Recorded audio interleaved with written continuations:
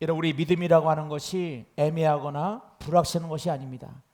우리 믿음의 삶이 마치 안개가 자욱히 껴 있는데 그 길을 걸어같이 희미한 것이 아니라, 우리의 믿음이라고 하는 것은 너무나 선명하고, 우리가 믿는 것이 무엇인지에 대해서는 하나님께서 성경에 너무나 밝히 우리 가운데 보여주셨다고 하는 것입니다. 그러므로 우리의 믿음은 막연하거나 애매한 것이 아니라 너무나 선명하고 분명합니다. 우리가 몇 주 전부터 우리의 믿음의 아름다운 고백 사도신경을 통해서 우리가 믿는 것이 무엇이냐, 내가 믿는 것이 무엇인가를 우리가 같이 말씀을 나누면서 다시 한번 우리의 믿음을 확인하는 귀하고 복된 시간을 우리가 나누고 있습니다. 오늘 말씀 보니까 오늘 우리에게 주시는 사도신경의 부분은 성령으로 잉태하사 동정녀 마리아에게 나시고, 오늘 이 사도신경의 고백을 통해 가지고 하나님께서 우리에게 이 고백이 어떤 의미가 있는지, 또한 우리가 이 세상에 우리가 이 고백을 선포할 때 이 고백은 어떤 나의 삶의 고백인지에 대해서 같이 말씀을 나누기를 원합니다. 여러분, 첫 번째로 나는 예수님이 성령으로 잉태하신 하나님이심을 믿는다는 고백이라고 하는 것입니다. 성령으로 잉태하사라고 하는 이 고백은 나는 예수님이 하나님이신, 예수님이 이 땅에 오신 영원한 하나님이심을 고백한다고 하는 것입니다. 그럴 때 우리가 이 성령으로 잉태한다고 하는 이 고백을 들을 때 좀 우리 마음에 걸리는 게 있습니다. 아니, 어떻게 사람이 성령으로 잉태하지? 그게 가능한가?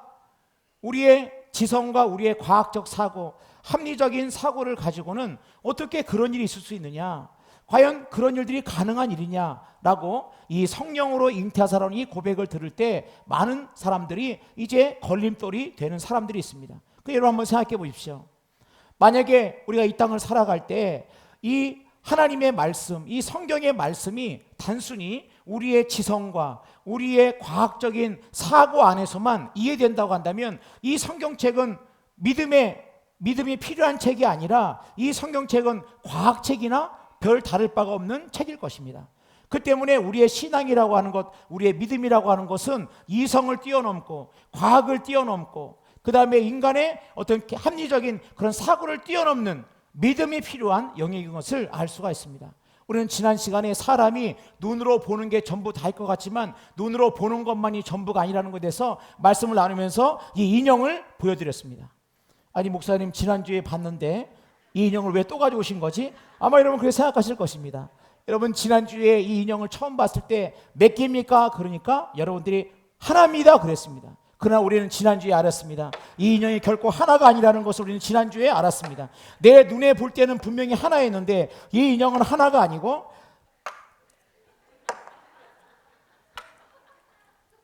하나가 아닙니다. 이 인형은 하나가 아니고 여러분, 끝이 아닙니다.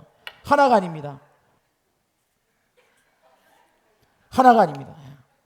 저도 이것이 끝난 줄 알았습니다. 아니더라고요. 하나 더 있습니다. 여기 하나 더 있습니다. 여기.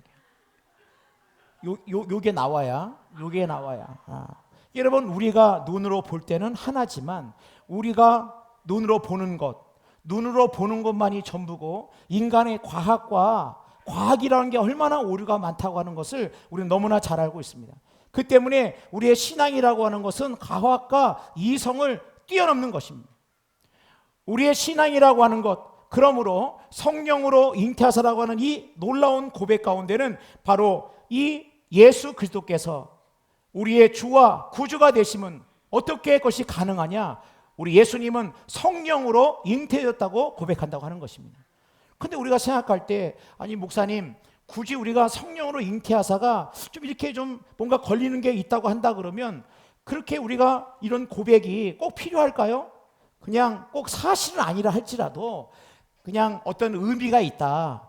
예수님의 이 땅에 오심에 어떤 의미라고 그거 정도로 우리가 생각하고 한다고 한다면 여러분, 그렇지 않다고 하는 것입니다. 우리가 왜 성령으로 잉태하사라는 고백을 하는 겁니까? 이것이 사실이기 때문에 그렇습니다.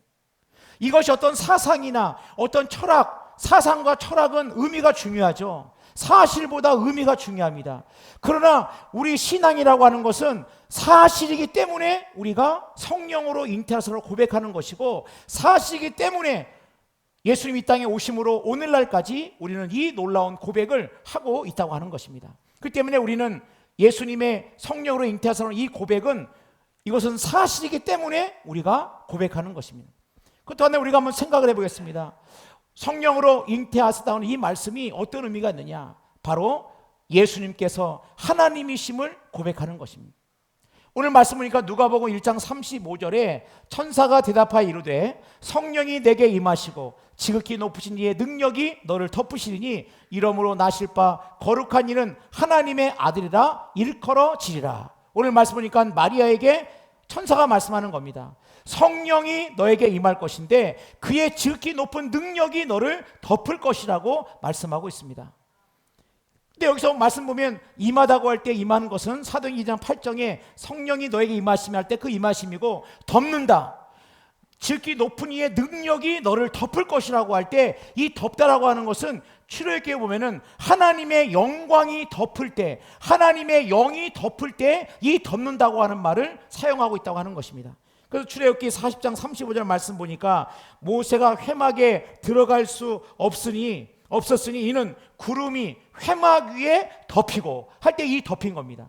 구름이 회막 위에 덮이고 여호와의 영광이 성막의 충만함이었으며, 그러니까 하나님의 영광이 임할 때, 하나님의 영이 임할 때 이 덮였다고 하는 이 말씀이 기록되어 있는데, 이 마리아에게 하나님께서 하나님의 영이 너를 덮었다고 할 때 하나님께서 이 마리아를 갖다가 이제 이 성령의 능력으로 말미암아 새롭게 생명이 창조했다고 하는 것을 우리가 알 수 있다고 하는 것입니다. 그래서 보면은 이 창세기 1장 2절 말씀 보면 이런 말씀이 있습니다. 하나님의 영이 수면 위에 운행하시니라. 그러니까 하나님의 영이 수면 위에 운영할 때 어떤 일이 벌어졌습니까? 놀라운 창조의 놀라운 일이 벌어졌다고 하는 것입니다. 그래서 이 덮었다고 하는 나하프라고 하는 수면 위에 덮였다, 이런 의미는 마치 암탉이 알을 품는다, 그런 뜻을 갖고 있습니다. 암탉이 달걀을 품고 있으면 어떤 일이 벌어지는 겁니까? 생명이 그 가운데서 태어나는 것입니다. 그러므로 이제 마리아에게 하나님의 영이 덮임이 있을 때, 그 덮어질 때 어떤 일이 벌어지느냐? 바로 성령으로 말미암아 잉태되어지는 일이 일어났다고 하는 것입니다. 여러분, 이것은 우리가 예수를 믿을 때도 마찬가지입니다.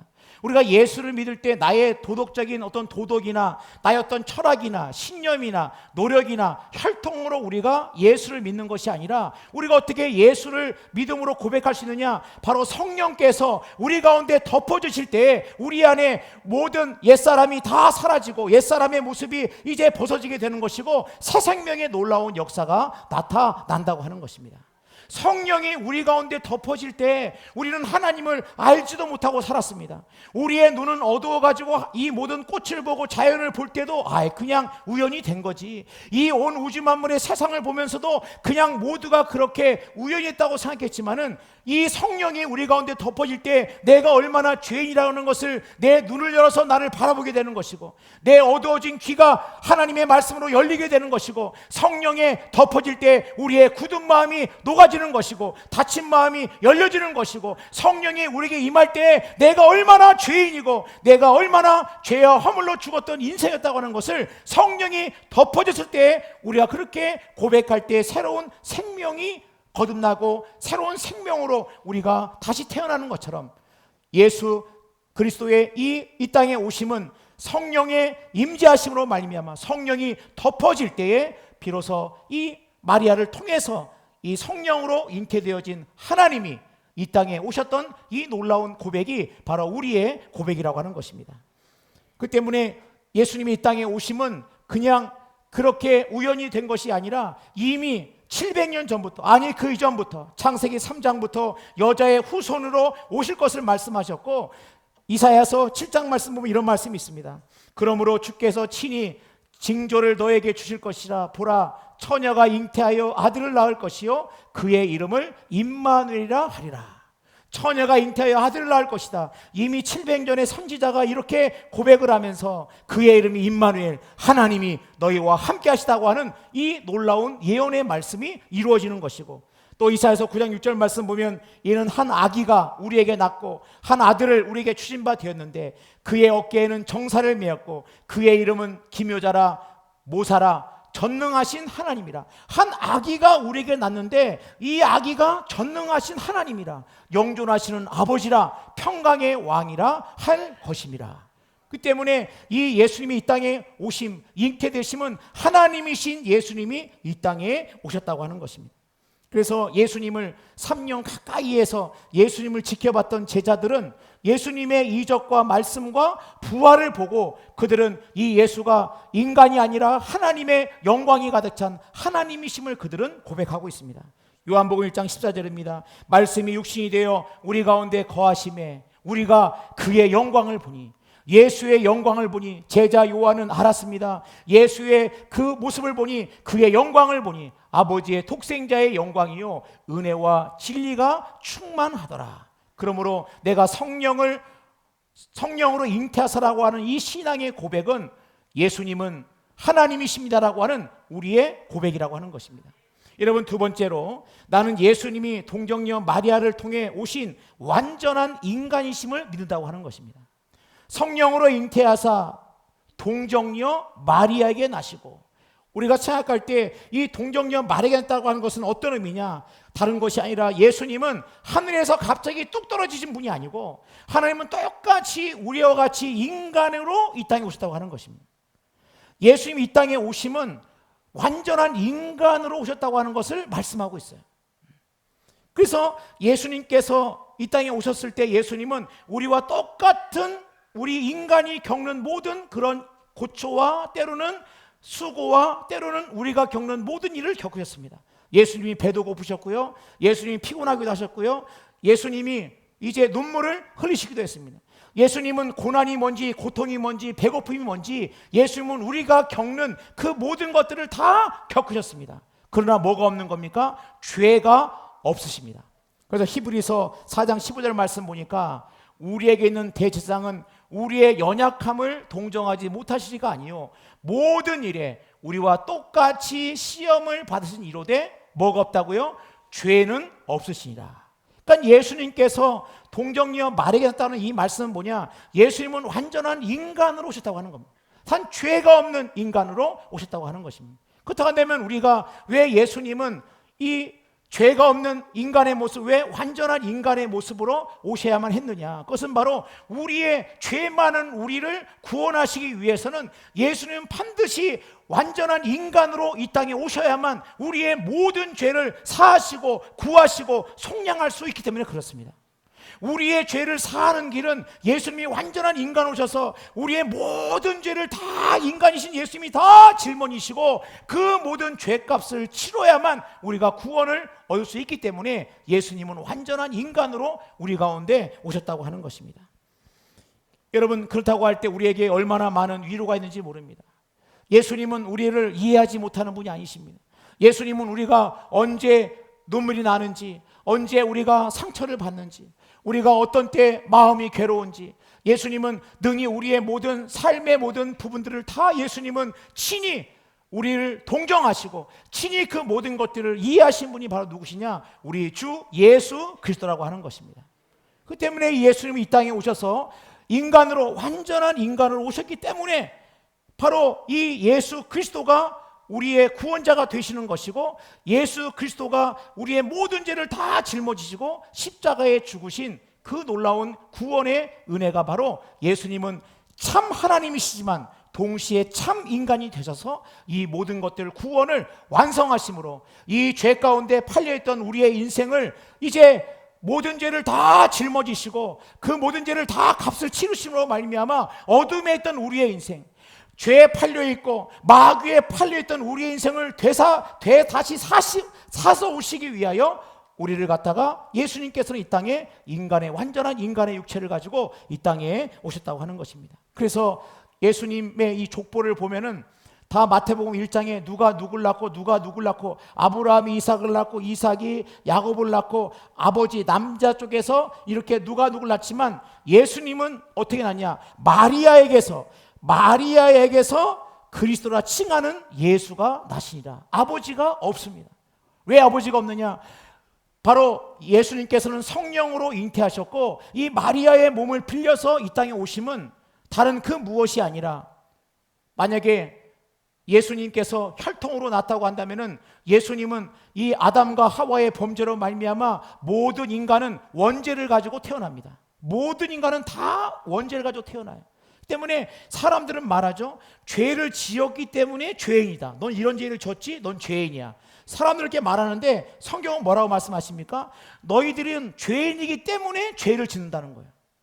이미 아담과 하와가 범죄함으로 말미암아 모든 인생은 누가 죄를 그렇게 가르쳐주지 않아도 뭐 한 4박 5일 죄짓기 세미나 그런 거 없어도 초등학교 시간에 어떻게 하면 죄를 잘 지을 수 있을까 그런 교과목이 없어도 사람들은 기가 막히게 죄를 잘 짓습니다.